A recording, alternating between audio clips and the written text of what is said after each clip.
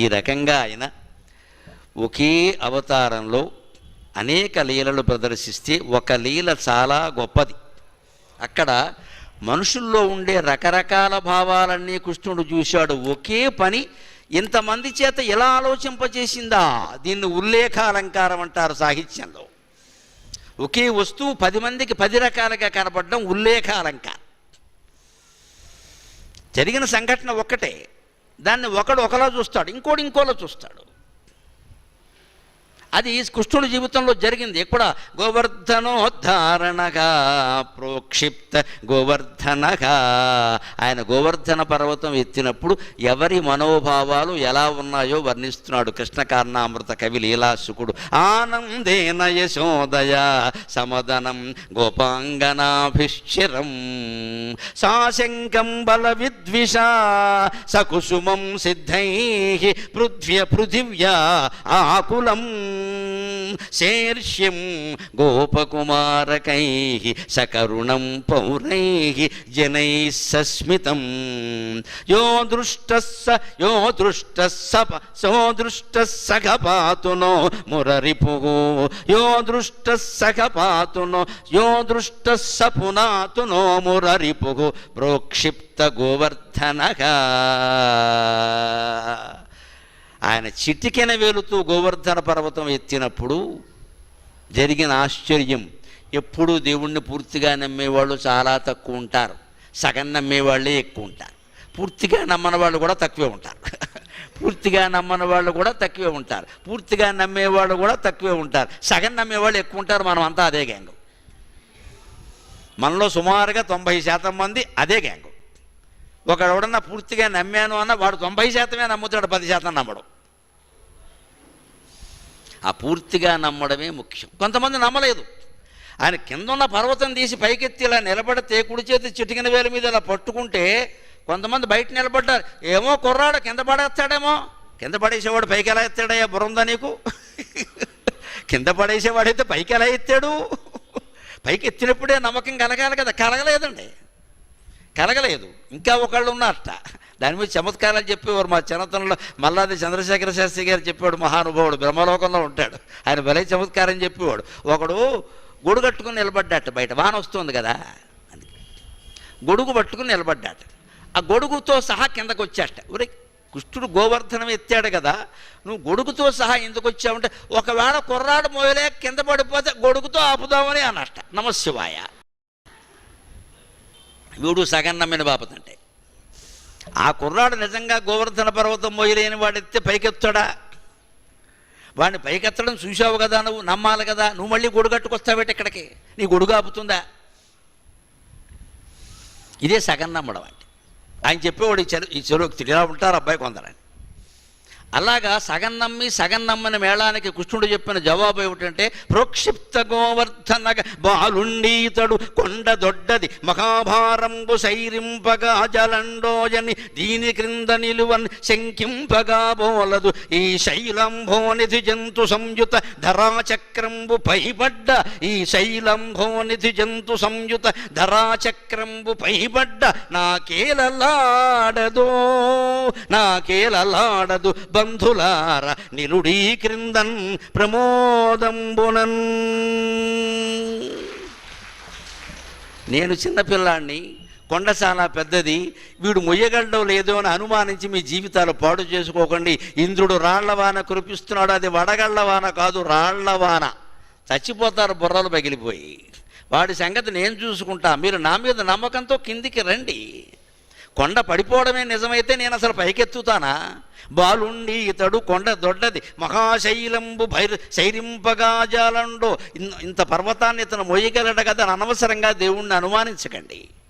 ఎప్పుడైనా సరే గుళ్ళోకి వెళ్ళి మొక్కుకుంటే జరగలేదు అంటే దేవుడు దోషం కాదమ్మా, మన మొక్కులో మన కోరికలో ఉంది దోషం. మన కోరికలో ఉంది దోషం. ఆ తప్పు ఒప్పుకోవాలి. స్వామి ఇంకెప్పుడు ఈ కోరిక కోరనయ్యా అని చెప్పాలి. భగవంతుడు తీర్చలేని కోరుకుంటుందా? భగవంతుడికి సాధ్యం కాని పని ఉంటుందా? కర్తుం అకర్తుం అన్యథా కర్తుం అంటారు దేవీ భాగవతంలో. అమ్మవారు తలుచుకుంటే అనుకున్నది అనుకున్నట్టు చేయగలదు, అనుకున్నది కాకుండానూ చేయగలదు. అది జరగాలి కానీ ఇలా జరగాలమ్మా అంటే అలాగే చేయగలదు. ఏదైనా చేయగలిగిన వాడినే భగవంతుడు అంటారు. అమ్నీషియంట్, అమ్నీ ప్రజెంట్, అమ్నీపోటెంట్, సర్వజ్ఞుడు, సర్వవ్యాపి, సర్వశక్తిమంతుడు. ఈ 3 లక్షణాలు లేకపోతే భగవంతుడే కాదు, ఈ 3 జీవుడికి లేవు, దేవుడికే ఉంటాయి.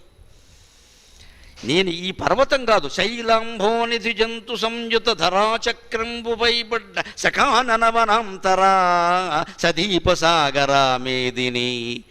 అరణ్యాలతో సహా, అరణ్యానులతో సహా, భూమితో సహా, పర్వతాలతో సహా మొత్తం 14 లోకాలు పైబడినా నేను భరించగలను, నన్ను నమ్మండి బంధులార నిలుడీ క్రిందన్ ప్రమోదంబునన్ అని అన్నాడు. అప్పుడు కూడా లోపల ఉన్నవాళ్ళు, బయట ఉన్నవాళ్ళు రకరకాల చూపులు చూశారండి. దిష్టి తగలడం అంటే అదే.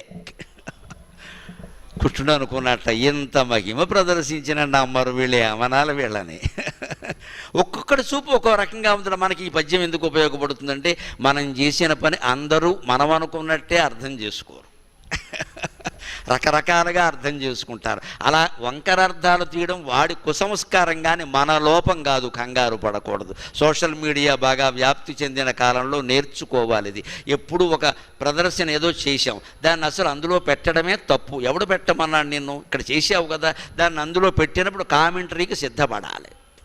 రోట్లో తలపెట్టాక రోకటి పోటు వేయొద్దంటే ఊరుకుంటారా అండి? రోట్లో తలపెట్టావు, రోకటి పోటు పడుతుంది.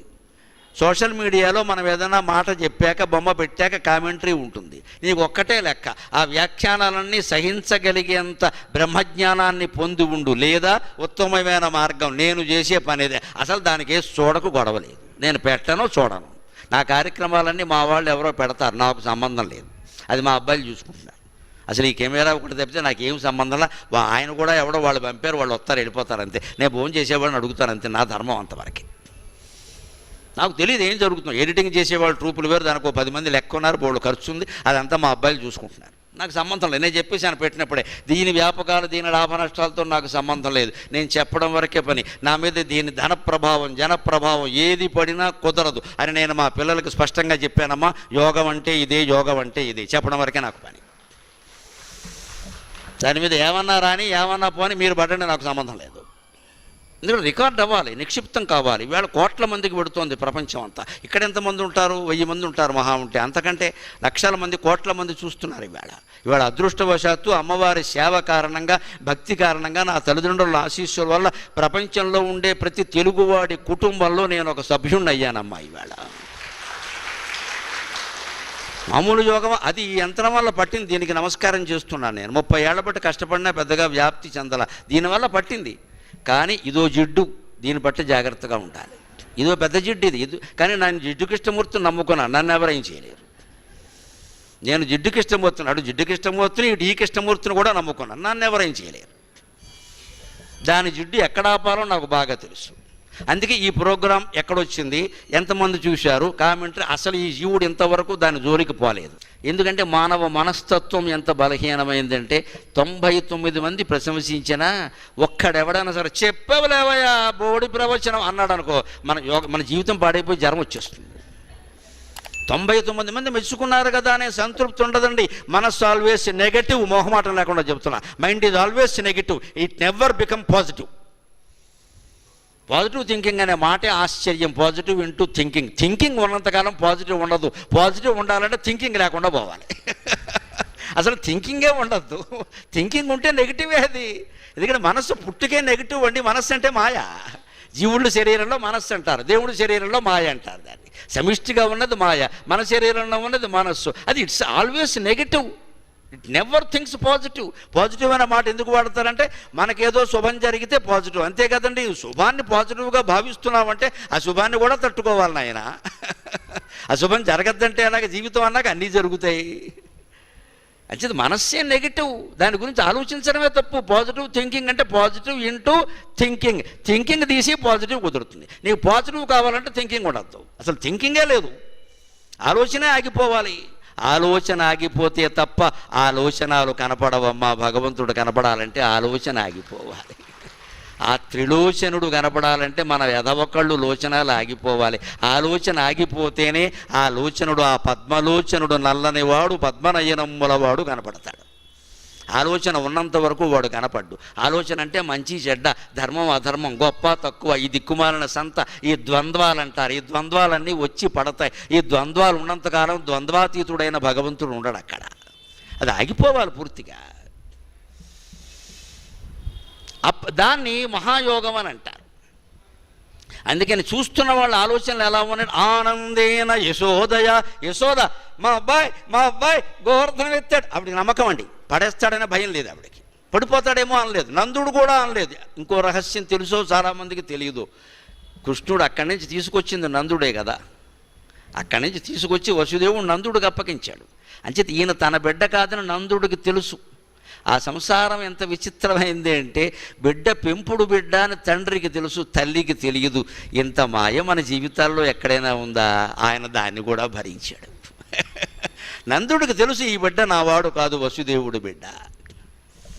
అందుకే భాగవతంలో రహస్యం, ఉపనయన ముహూర్తం వసుదేవుడి చేత పెట్టించాడు.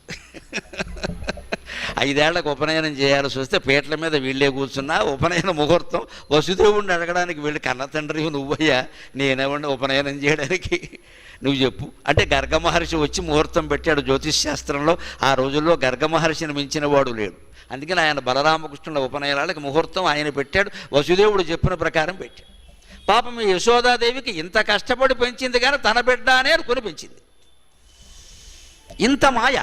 అందుకని ఆవిడకి ఒక గొప్ప నమ్మకం. ఎందుకంటే అప్పటికే పూతనని చంపాడు, శకటాసురుణ్ణి చంపాడు, వృత్రాసురుణ్ణి చంపాడు, కాళీయమర్దనం చేశాడు. 7 ఏళ్ల వయస్సులో చేసిన పని ఇది గోవర్ధనం. ఇన్ని మహిమలు మా వాడు చేశాడు, ఏదో ఉంది మా వాళ్ళు నాకు తెలియదు కానీ అని ఆవిడ నమ్మి, ఆనందేన యశోదయ మా అబ్బాయి గోవర్ధనం ఎత్తాడు అని ఆనందంగా, నిష్కల్మషమైన ఆనందం పొందుతుంది తల్లి. తల్లికి అహంకారము ఉండదు, అసూయ ఉండదు. తండ్రి అయినా అంతే. తర్వాత ఆనందేన యశోదయ సమదనం గోపాంగనాభిశ్చిరం. గోపికా స్త్రీలు వాళ్ళ వ్యవహారాల్లో వాళ్ళు ఉన్నప్పటికీ వాళ్ళ మనస్సంతా కృష్ణుడి మీదే ఉందండి. అందున శృంగారపరమైన కోరికను పెంచుకున్న వాళ్ళు మనం కాదనడానికి లేదు. కామోత్కంఠత గోపికల్, భగవంతుడి పట్ల ఉండేటువంటి శృంగార వాంఛ కూడా ధర్మమే, నీతే అన్నారు ఖచ్చితంగా. ఆముక్తమాల్యదిలో గోదాదేవి రంగనాథస్వామిని పెళ్లి చేసుకోలేదా? ఎంతమంది భూలోకంలో పుట్టిన వాళ్ళు మేము దేవతలనే చేసుకుంటామని అలా ఉండిపోయిన వాళ్ళు ఎంతమంది ఉన్నారండి. కాశ్మీరీ కవయిత్రి లల్లాదేవి, నా జీవితాన్ని శివుడికి అంకితం చేస్తున్నా, చేసుకుంటే ఆయన చేసుకోవాలి, ఇంకో పెళ్లి కొడుకు నాకు అక్కర్లేదు అని శివుడంతకీ దిగి వచ్చి పెళ్లి చేసుకోలేదు. కాబట్టి దిగంబరంగానే ఉండి కేవలం మర్మాంగాలని సుదీర్ఘమైన కేశపాశంతో కప్పుకుని దేశమంతా తిరిగి మహాకవిత్వం చెప్పిందండి లల్లాదేవి అని. అపార శివభక్తురాలు, మహాతత్వవేత్త.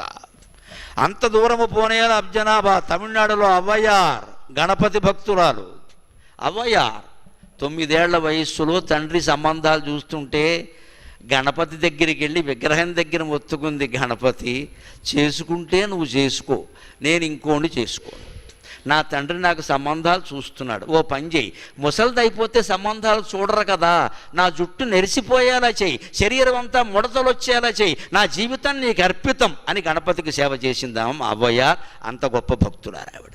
ఇవాళ కాస్త చిన్న ముడత రాగానే, ఒక్క వెంట్రుక తెల్లబడగానే ఎక్కడ బ్యూటీ క్లినిక్ అని పారిపోతున్నాం మనం. ఇక్కడ దాన్ని అర్జెంటుగా మార్చేయకపోతే అప్పుడే నన్ను ఆంటీ అంటున్నారు అని 9 ఏళ్ల అమ్మాయి ఆంటీ అనిపించుకోవడం కాదమ్మా, అవ్వ అనిపించుకుందుకు సిద్ధపడింది. అది భక్తి, అది జ్ఞానం, అది వైరాగ్యం. నాకు ఈ దిక్కుమాలిన పెళ్ళొద్దు, మళ్ళీ ఓ మొగుడు వాడితో గొడవ, నాతో గొడవ, ఎందుకు వచ్చింది సంత ఇదంతా?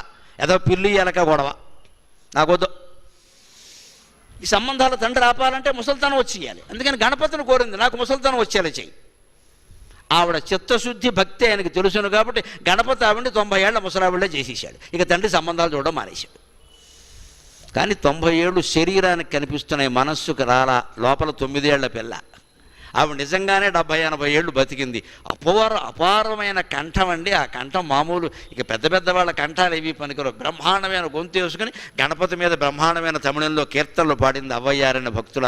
బ్రహ్మచారిణిగా 70 ఏళ్ళు బతికిన మహాసాధ్వి ఆవిడ నిజం చెప్పాలంటే. అటువంటి భక్తులు ఆడవాళ్ళు మగవాళ్ళు ఎంతోమంది ఉన్నారు.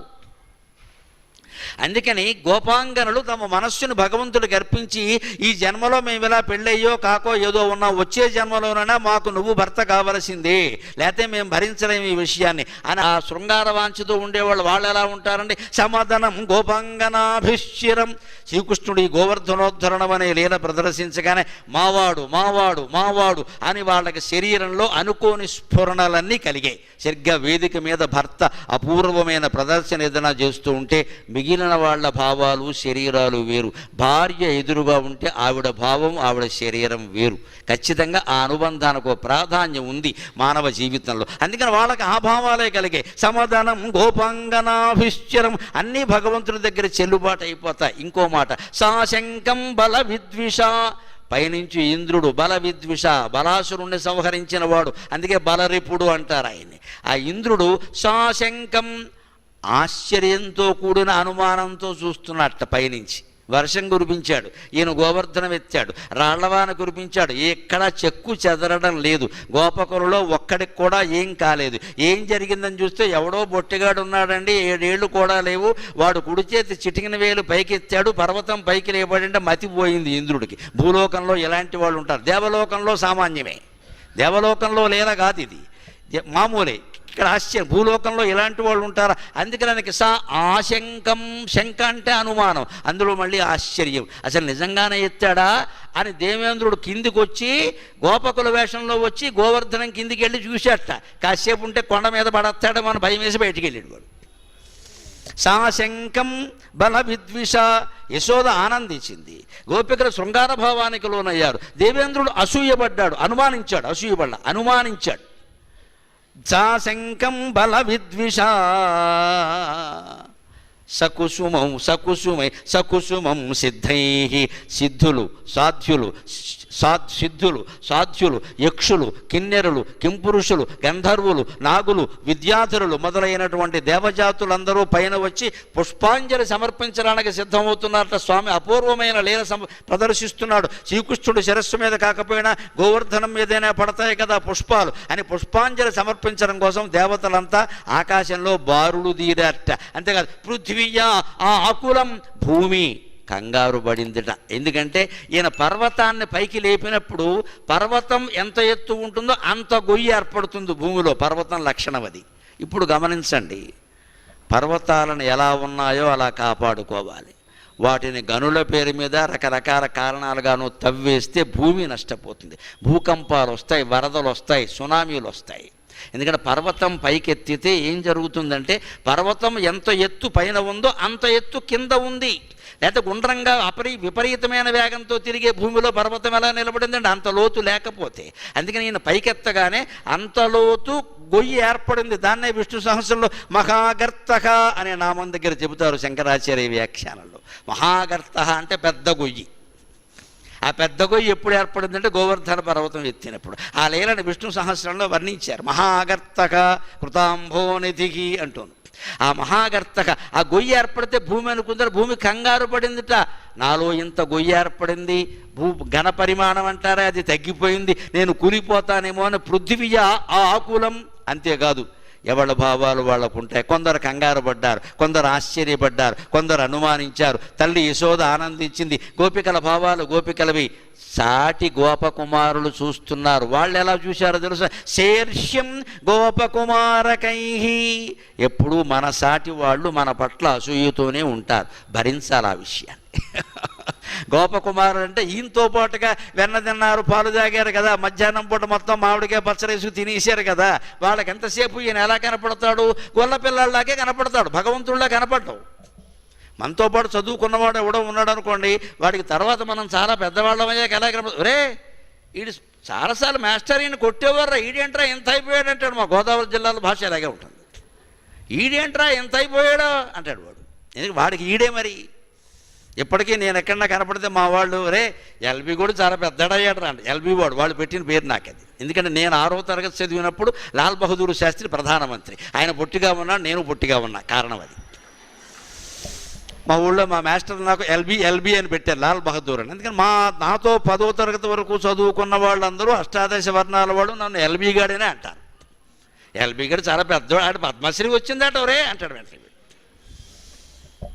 అంటే వాళ్ళ దృష్టి ఎలా ఉంటుందంటే మాతో చదువుకున్నాడు, మాతో ఆడుకున్నాడు, ఆయన ఎవడైతే మాకేమిటండి అంతే. అలా సహృదయంతో తీసుకునేవాళ్ళు లేరు, అసూయ పడేవాళ్ళు కూడా ఉంటారు అందులోనే.